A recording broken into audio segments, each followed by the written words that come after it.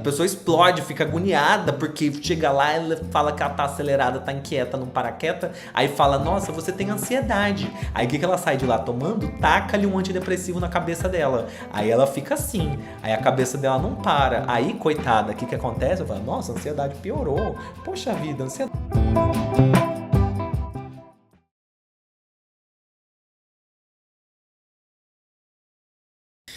Eu já atendi muitas pessoas que chegam aqui super angustiadas porque elas tentaram usar as técnicas de ansiedade, mas não melhoraram. Aí eu já pego uma pista do quê? Então, o seu problema não é ansiedade. Porque se o seu problema fosse medo e insegurança, você teria já melhorado dentro do seu processo de terapia. Você está há 5 anos em terapia. Você não consegue sair desse seu vício de agitação, de inquietação. Você não está saindo. E a terapia é padrão ouro, é bom, funciona, muda a vida da pessoa. É incrível a terapia para ansiedade. Por que você não melhora, não melhora, não melhora? Aí a gente dá um remédio para TDAH, a pessoa sente pela primeira vez na vida a mente dela silenciosa. Esse que é o ponto. As pessoas confundiram TDAH com produtividade e não notam a experiência interna que é o TDAH. TDAH é um descontrole total da função executiva de auto-organização. Eu não consigo falar comigo mesmo. Eu não consigo me estruturar, porque o cérebro é diferente. É uma neurodivergência. E aí, na hora que ela toma o comprimido, ela tem silêncio, organização, autocontrole, autoconsciência melhor. E aí, isso é incrível no remédio de TDAH. E esse é o tratamento certo. Quando é TDAH, acontece isso. Quem não tem TDAH e toma, não vai acontecer isso. A pessoa vai ficar só com a agitação do remédio, vai ter só isso. Mas a pessoa que tem TDAH com uma boa resposta ao remédio estimulante, ela sente silêncio mental, paz. O nível de ansiedade dela despenca. Ela fica organizada. Ela fica serena. E aí ela vai ter que lidar depois com outras coisas. Mas esse elemento responde muito bem à medicação na maioria das vezes. Coisa que não acontece na ansiedade. A ansiedade não é assim que trata. A ansiedade se trata com terapia, né? Esse que é o ponto. Aqui, ó. Eu até chorei no meu primeiro comprimido de Ritalina. Ela é psicóloga e tem TDAH e TDAH. Então é assim. TDAH é assim. A gente trata essa agitação com o remédio porque ele é mais efetivo. Não é a terapia de cognitivo, não é a terapia de diálogo socrático, você vai fazer uma coisa, não vai dar certo, tá? Você vai tratar a ansiedade do TDAH, mas o TDAH em si, aquele elemento da neurodivergência, não vai. Mesma coisa pro transtorno bipolar, aí esse eu não preciso nem falar, porque tem um monte de live de transtorno bipolar aqui, assim, não tem nem o que conversar, não tem como ter dúvida, não tem como questionar que a agitação de transtorno bipolar é remédio, tá? Não tem conversa, é remédio, aí é remédio. Então vocês veem que aqui eu tenho uma conversa com vocês, eu tento ter uma conversa que as pessoas me ouvem falando, às vezes eu me ouço falando, e a gente fica assim, nossa, então, né, que coisa, que... Parece que eu sou da antipsiquiatria, né? Parece que às vezes eu sou meio antipsiquiatria, eu fico falando mal da psiquiatria, não tô falando mal, eu tô descrevendo a realidade, que eu vejo, que eu estudo, que eu leio, eu falo as coisas sem ficar puxando sardinha pro meu lado. Então, é evidente, é claro, é gritante que transtorno de ansiedade generalizada não melhora com intervenção médica, não melhora bem, de forma sustentável, com intervenção médica, e que transtorno bipolar, por exemplo, que é uma doença, precisa de intervenção médica, senão não vai melhorar. Não tem como, tá? Precisa de uma intervenção médica. Aí a gente faz a intervenção e a pessoa se desativa. Para diferenciar, eu acho que, ai, nossa, isso aqui é muita coisa, né? A gente tá falando aqui. Mas para diferenciar a ansiedade da agitação, é realmente esse senso do medo. Então, ancorem o conceito de vocês em medo. Ansiedade é medo. A agitação é uma quantidade de pensamento exacerbado. É um pensamento que não para. É um pensamento que fica se arborizando. A pessoa tem mais de uma linha de pensamento ao mesmo tempo.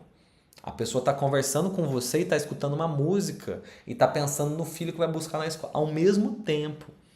Isso é característico do TDAH, isso acontece no transtorno bipolar Então, esses são elementos de ativação. É quantidade de pensamento. É a arborização do pensamento. O pensamento vai ganhando ramos próprios, vai crescendo, o pensamento não para. A cabeça dela dói de tanto pensar. Isso é agitação, isso é excesso de pensamento na cabeça. Quem tem isso, se a pessoa está ouvindo isso, está se identificando com isso, você sabe que técnicas cotidianas de lidar com ansiedade não funcionam bem. Eu não tenho nem que testar. É só se a pessoa se identifica com isso, ela sabe que a técnica de lidar com ansiedade que todo mundo usa não funciona bem com ela. Porque provavelmente o que ela tem não é ansiedade em si. É uma inquietação, primariamente uma inquietação, uma agitação, uma ativação. Então você tem uma ativação e essa ativação te deixa angustiado. Mas o seu problema primeiro é esse aqui, não é o outro. E isso aqui é um trabalho, é um elemento fisiológico do corpo. A ativação não vem porque você acredita que você não é suficiente. Não vem porque você tem um trauma de desempenho. Não vem porque você é perfeccionista. A ativação vem como um elemento fisiológico que se ativa em você, independente da sua vontade, o que você faz. Entendeu? Você fica ativado, você fica agitado. Isso é TDAH, isso é transtorno bipolar, isso é doença, isso é neurodivergência. Esse que é o ponto. E aí que a gente entra. Eu só sirvo para isso como médico, entendeu? Eu vou para resolver essas coisas. O que é de crise de identidade, autossuficiência, autoimagem, não é comigo. Não é comigo. Não vou resolver isso. Porque isso tem que ser feito em processo de terapia. Aí a gente delimita um pouco melhor o que cada coisa faz, o que cada um faz. Né? Fica bem melhor assim. Fica bem mais interessante. Esse é o ponto. Né? Estou emocionada, parece que está falando de mim. Sim. Minha psicóloga pediu para falar com o meu psiquiatra, pois ela disse que eu tenho todos os sintomas de TDA. Mas ele não quer. Pois é. É essa história que eu vejo todo dia. Aí eu falo essa história, aí é engraçado, porque eu falo essa história no Instagram, porque aqui a gente consegue conversar, né? Aqui é uma conversa civilizada, bonitinha e tal. No Instagram você faz um vídeo de 1 minuto, cara, o povo veio assim, você não sabe o que você tá falando. Engaja, ajuda a engajar, mas assim, é um vídeo de 1 minuto falando sobre um filme, né? Vamos se localizar. Tem assunto para falar, né? Quem quer conhecer, quem quer investigar, entende isso aqui que a gente tá falando. Mas aí tem que ser numa plataforma assim, que dá pra gente conversar mais tempo, tá? Aí, ó, se alguém mandar o respirar fundo para acalmar, é capaz de ficar com vontade de dar uma voadora nela. Aí vai aparecer a raiva, né, para você, né? A raiva também vem, a raiva também é uma emoção importante aí da Harley que aparece. Inclusive é a emoção que eu mais gosto. Toda vez que a raiva aparece, eu morro de rir. Tá aqui, ó. Vou até colocar a raiva. Aqui, ó. Raiva. Raiva, a cara tá aqui. Vamos colocar aqui para facilitar o editor aqui, ó. Essa raiva é a emoção que um TDAH sente toda vez que alguém fala para ele respirar fundo e controlar a agitação da cabeça dele. Raiva é a emoção que todo transtorno bipolar sente quando tentam tratar a mania, a ativação, como ansiedade. Não é. Ativação é ativação, ansiedade é ansiedade. Tem que tratar. Cada um é diferente, tá? Medo e insegurança é uma coisa, ativação, inquietação, falta de filtro no córtex pré-frontal completa por causa de uma neurodivergência, que é o TDAH, é outra coisa. E é assim que a gente trata direitinho. E o pior, isso aqui também é a cabeça que fica de um TDAH que tentam dar antidepressivo pra ele. A pessoa explode, fica agoniada, porque chega lá, ela fala que ela tá acelerada, tá inquieta, não para quieta, aí fala, nossa, você tem ansiedade. Aí o que ela sai de lá tomando? Taca-lhe um antidepressivo na cabeça dela. Aí ela fica assim, aí a cabeça dela não para. Aí, coitada, o que acontece? Eu falo, nossa, a ansiedade piorou. Poxa vida, a ansiedade piorou. Aí ela fica compulsiva, que não quer parar de comer. Aí dá uma sertralina pra ela parar de comer, que é antidepressivo também. Aí ela vai assim, zona completa o tratamento. E sofre, fica ruim, entendeu? Aí você tem que chegar para poder apagar esse fogo, você tem que passar um estabilizador de humor. Aí, ó, joga gasolina na fogueira. Você quer jogar gasolina na fogueira? É porque não era ansiedade para começo de conversa, entendeu? Não era dificuldade de lidar com a situação da vida. Não era isso. Era um processo fisiológico, processo de doença. Processo de doença que estava acontecendo. Certo? Tá razoável essa explicação, né? Da ansiedade, a agitação. Ansiedade, Inquietação. Muito complicado essa relação. Poucos psiquiatras com esse estão dispostos a trabalhar em conjunto. Geralmente, quando entro em contato para falar de um paciente, nem resposta eu tenho. Pois é, isso é complicado. Então, por isso que o caminho é a gente empoderar as pessoas, nos empoderarmos, os psicólogos saberem do papel protagonista que tem dentro dos tratamentos de várias questões, principalmente transtorno de ansiedade, transtorno depressivos, protagonismo, e dentro daquilo que exige obrigatoriamente, né, a medicação, conseguir falar a mesma língua da psiquiatria para poder ter uma troca. Mas no fim das contas, a psicoeducação do paciente muda tudo, porque o paciente faz a ponte, o cliente faz a ponte entre os profissionais, talvez com mais competência do que a gente mesmo, né?